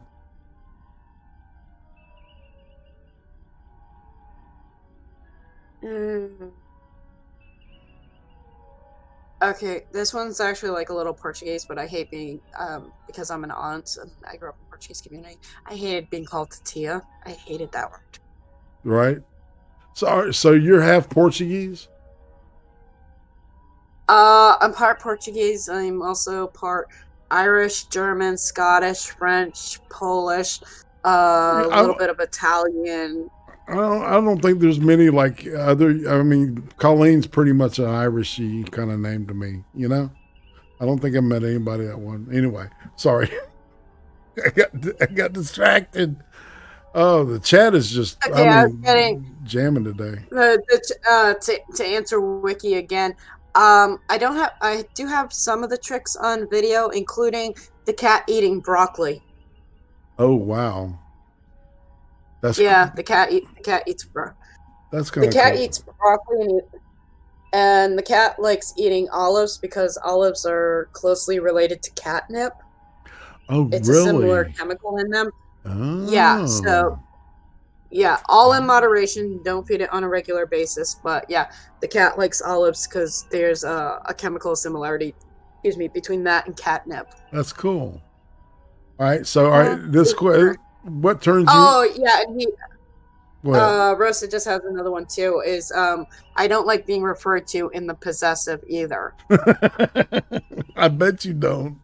Yeah, sorry, dear. I forgot. It's funny you claim a dog as your spirit animal, but you sound more like a cat. You know what I'm saying? That has something to do from my childhood. I don't like being referred to in the possessive. Oh, okay. I get you. All right. So, what turns you on creatively, spiritually, emotionally? Oh, no. See, part of me wants to make a joke about Roasted being naked in bed, but he's laughing because he music-wise, save it for later, dear. The kids are still awake. Yeah. He just came over and started trying to do a dance in front on the side of me. I'm like, yeah. I guess music usually is negative. Right. All right. So what turns you off?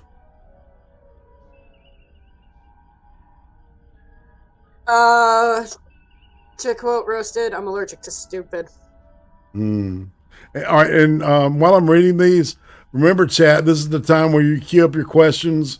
Make sure you put in multiple question marks before or after, just to let me know that it's a question for the one and only Miss Colleen Bernier. All right. All right. So the next question I have on this thing is, all right. So what is your favorite curse word? You have to pick one.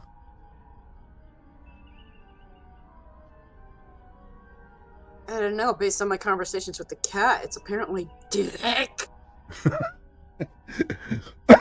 Excuse me. What sound or noise do you love? What kind of noise do I love? Yeah, sound, noise. The sound of silence. All right. So what sound or noise do you hate?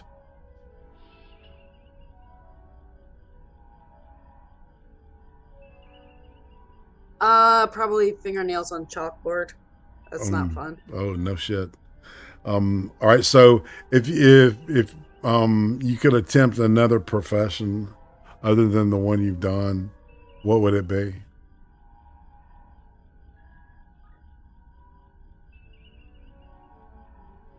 I don't know. Maybe business owner. Yeah. You know what Yeah. Yeah. Sweet. All right. And what profession would you not like to do? That kind of relates to. Yeah, I don't see myself going back into health care. At least not into the area of healthcare that I was before. Right. And the last but not least, if heaven exists, what would you like to hear God say to you when you arrive at the pearly gates?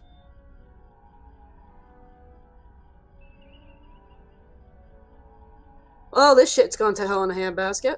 Thanks for coming, people. Let's see. All right, so chat. We'll wait for them to roll some more questions up while we're hanging out here. We kind of rolled the Randy Monkey and Scrap questions out early because it's just organically evolved that way, man. See, that's what I was talking about. Yeah, I'm surprised they didn't have more questions. Holy crap. Yeah, no doubt. So talking about, all right, Madness asks everybody this. I love it. What do you think of Barbara from Barbara for You to See or Barbara for You to Relax or Barbara 2.0 or also known as Barbara Horvat? She's changed her name a bunch. She's got 2 channels. Oh, jeez. You know what I'm talking about? I can't really say much. I've never... Yeah, I know who you're talking about, but I can't really say much on them. I've never really watched her, whatever. I never really watched the stuff, so I really don't have much to say on her. Okay. Let's see. Stu Leonard's, yes or no? What was that? Stu Leonard's. It's Duck Dog's question in the chat. What the hell is Stu Leonard's? I don't know. I was wondering the same thing. It's cereal soup. We'll get that one out of the way. Do I look like Ranting Monkey? What the hell? Has hell frozen over? Addie just said he can't think of anything inappropriate to ask. Are you sober, Addie? The chick from former Yugoslavia is it? What does that mean? Oh, I'm confused. Stop it. How awful is the Carol Danvers movie? Are we talking about the first Captain Marvel or the one that they got coming out? The first one. That's one of the. I think that's the only MCU one that I couldn't sit through the whole thing in one sitting. And I saw the ad for the promo for the new one, the second one, it's being called The Marbles. I was like, oh crap, they're just gonna throw all of them in, and they're gonna have Monica. Oh please, I'm sitting there like, please don't tell me they're gonna have Monica just take over the Marvel names. Like, come on, give her some time as Photon, Right. for her mother's name. Mm-hmm. Oh jeez, no. I mean, I have been watching the television ones that have come out. I haven't sat through the assembled ones because I don't know. Do you follow Marvel? Yeah. Oh yeah. Yeah. Okay. Have you seen Have you seen any of the stuff on Disney? Yeah. Yeah. Okay. WandaVision, which I thought was really good, and Falcon and Winter Soldier, I thought was good. Mm-hmm. It was, at the very ending was kind of like, oh fuck, they had to, they could have just. I haven't watched the assembled ones because that's really nothing more than the behind the scenes stuff, and Right. no, doesn't really hold my attention. I have watched the other two. I am looking forward to see what they do with Loki, because that one's going to be on a new That one's going to be on a new night and everything. So I'm curious to see what they do with that and the time variance authority. I agree. I'm not as harsh on him as Scribe Light is, because I got into a discussion with Scribe about one of his reviews. There are some points I do have to agree on with him. That Dude, at least for Falcon and the Winter. He's a perfectionist, man. Yeah. Yeah. Yeah. It's like I'm not as harsh as either, but it's like you got to respect that. You know what I'm saying? Somebody with standards, like that. At least Kevin Feige has some standards when it came, to being able to put some good stories together. The early stuff. Yeah, him and John Favreau. Yeah, absolutely. Favreau. Favreau does The Mandalorian.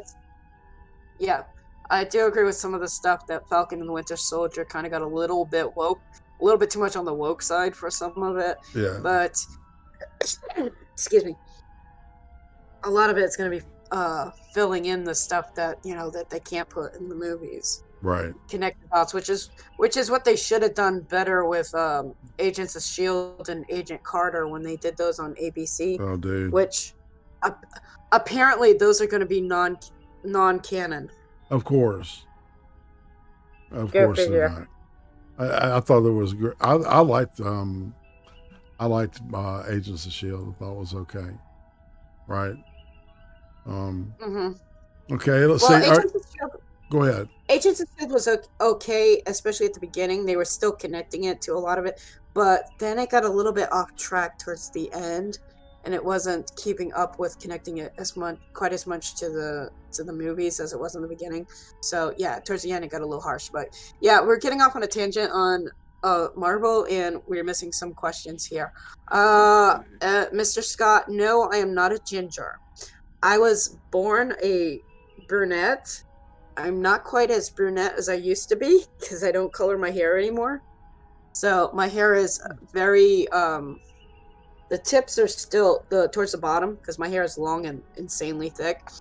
Towards the bottom is still a bit brown because of all the coloring. But the rest of my hair is majority like salt and pepper. Right. All right. So, all right. I missed one. Brian asks, who are you watching and listening to these days? I guess he means on YouTube. So. On YouTube, obviously I'm listening to my man when he does videos. I listen to. Oh, I don't get to listen to. That just sucks. As the amount of people expanded, the less I get to listen to some of them. So I don't always get to listen to every episode of stuff. I know, I try man. to tune in when I can. But yeah, Addy, IRATE, Monkey, Scribe and Satsu, Drunken Uncles, Sinatra. It's pretty eclectic group. Okay. Let's see. Oh, it's a grocery store in Connecticut that what Duck Dog was talking about earlier. So he now figures that you did it. Never been there. Anyway, a question I didn't want to ask before we get to any more, because Becca always asks this, so I'm going to cut to it. Do you have any strange collections, or just collections? Do I have any strange collections? I don't think so, because like I used to have, like, when I had books and CDs and DVDs and stuff like that, you know, I've always lived in apartments, so you kind of don't have a lot of room for that. You can't have extensive collections. So a lot of my, like, books and CDs and DVDs, I switched to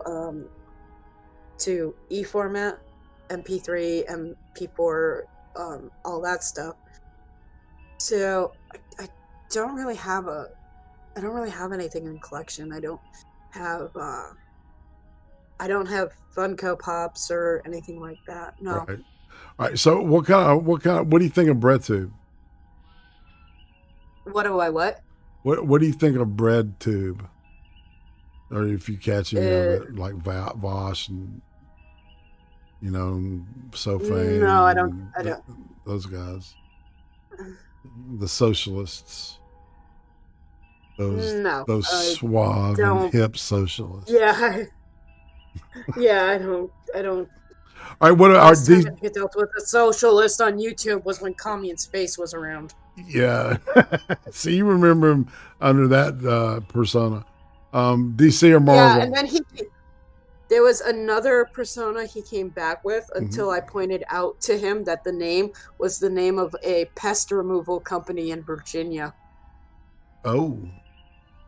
Yeah, I don't remember what the heck the name was, but it was some weird name, and I looked at it struck me as weird, and I looked it up, and I remember that it was some pest removal company, and I was like, so I told him, and I don't think I saw that name again after that. Yeah, some of the Quick Strix or some shit. Something like that. All right. So DC or Marvel? I'm assuming Marvel, just from what you've told me. Am I incorrect? No, you'd be right. I lean towards more towards Marvel. Yeah, me too. What do you think? Yeah, because there's a few YouTubers that do a lot of those like updates and rumors and promo type, you know, upcoming type ones. That I watch a lot of their stuff when it comes out, especially about the what is it? One is called The Cosmic Wonder, the other is called Everything Always. And they've been doing a lot of pre-release and, you know, 4chan info, all that stuff. They were some of the ones that we're talking about with Spider-Man. Before it got announced about there being the other two, Andrew Garfield and Tobey Maguire, being in the new one, as well as some of the old villains. Yeah, there's gonna be Spider-Verse. Some of their stuff. Yeah. Yeah, Quick Sticks Production. That's what he was talking about. All right, so we're gonna stop with the questions. Although if any trickle in towards the end, we'll hit them. But we're getting towards the top of the hour, and I do kind of want to wrap it up. But I mean, God, we could go for hours talking about shit. Yeah, you're awesome. Oh yeah, no doubt. Yeah, and thank you. You should really consider doing content. I'm just saying. Okay. I mean, I know you're gonna sit there and ask me about who am I gonna, you know, to show my shit, but I really don't have any shit to show other than the stuff that I contribute to other shows. Well, what I've been doing now is, you know, it's like, so I'm going to give you or offer you a seat on Friday's show with us, you know, that's what I'm doing on this show now is the person, you know, I offer him, you know, hang out with us on the Creem stream. So that's, so if you like Colleen, we'll see her again Friday night. If she wants to come, she's welcome. All right, so who do you say is a criminally undersubscribed YouTuber? Trippy, you cannot have lewds of roasted. Only I get to see lewds of roasted. I get to see Ludes But roasted fair enough. Hey, look. all if the time. You can't have them. This is not like When he Addie. We what- don't sell Ludes for pizzas. No, what you would bring that up? Oh my God, that is a deep. Man, I ain't going there. All right, so oh God, I was gonna make a joke about Roasted's OnlyFans when that opens up. You know, you're not gonna have much of a say. No OnlyFans. The OnlyFans for Roasted is right here. That's right. The only. You damn Skippy. I like the that. OnlyFans he gets. Same in reverse. The only OnlyFans I get from me is him. That's it. That's right. Monogamy. It's a good thing. Yep. That's right. I swear by it. All right. So, who would you say is a YouTuber is way overhyped? I guess it's probably any of those BreadTube nitwits you just mentioned. Right. What do you think will finally break the internet? What was that? What do you think will finally break the internet?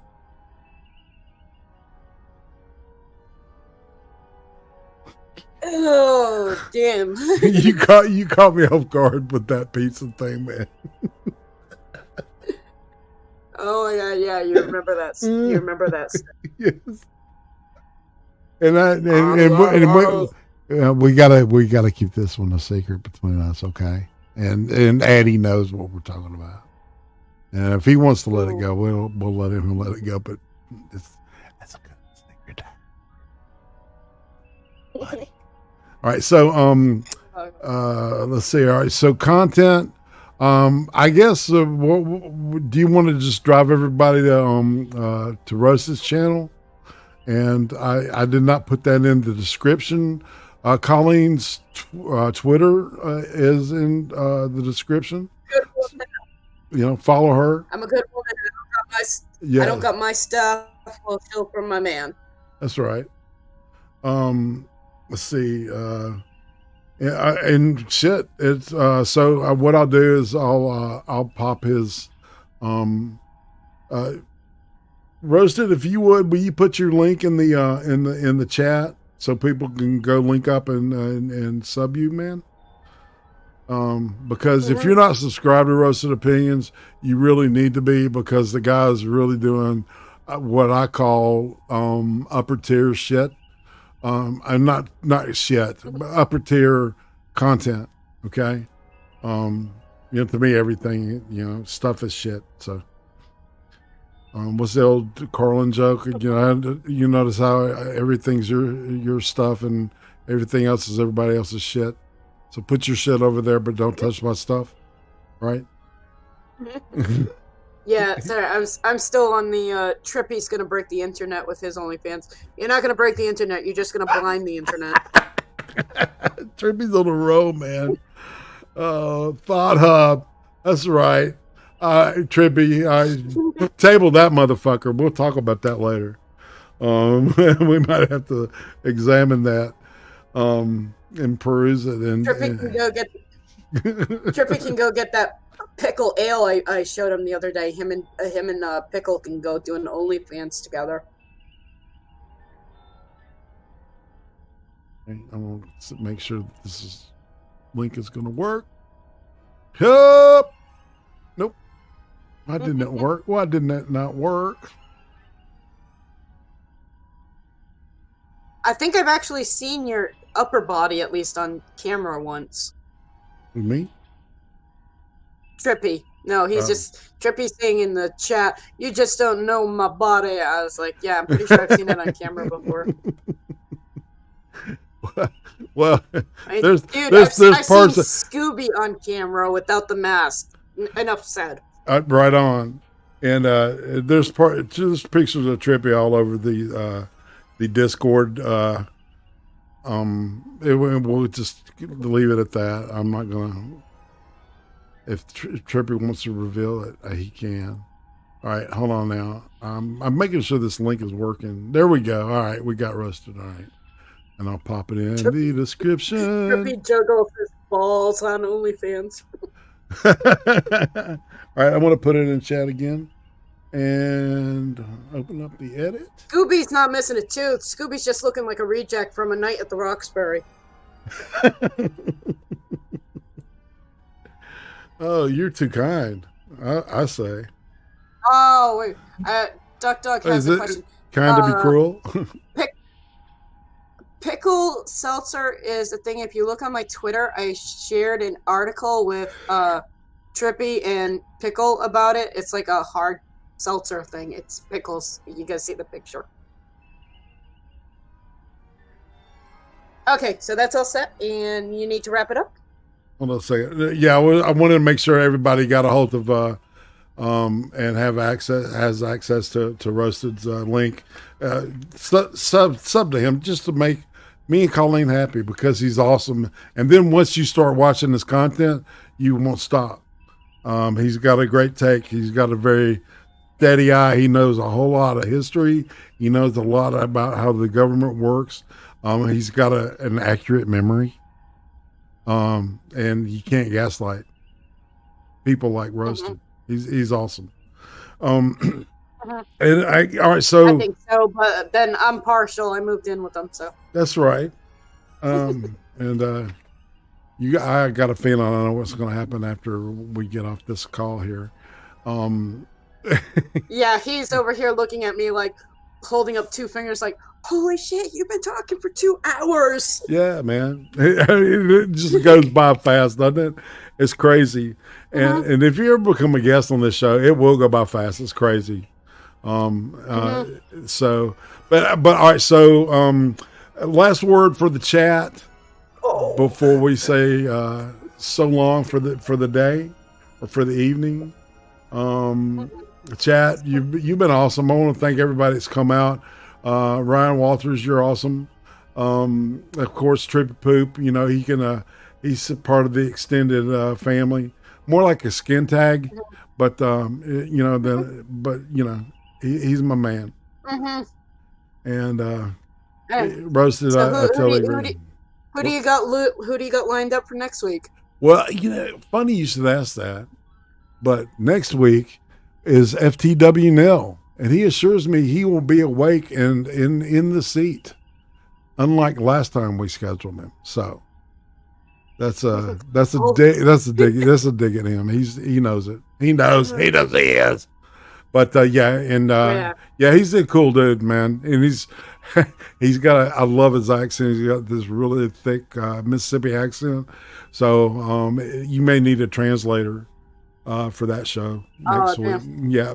Tomorrow Beck and I are going to be looking at we talked about Aldrin James last week, and now we're going to be looking at the spies that were part of the deal that he gave up. Okay. And the main person was known as Top Hat, a high-ranking KGB GRU official known as Polyakov. And it's going to be mostly about him. And on that note, I don't got nothing else to say. What about you, Miss Colleen? You want to say goodbye to everybody and we get out of here? Hello? There was something. Trippy just said earlier, all the BJs for Roasted on streams. No, not on streams and not tonight. That's in the month. But anyways, yeah, I think we're all good. We are set to go. Right. It's been a blast. All right, we'll say goodbye. I'm going to say goodbye. How about you? Bye-bye.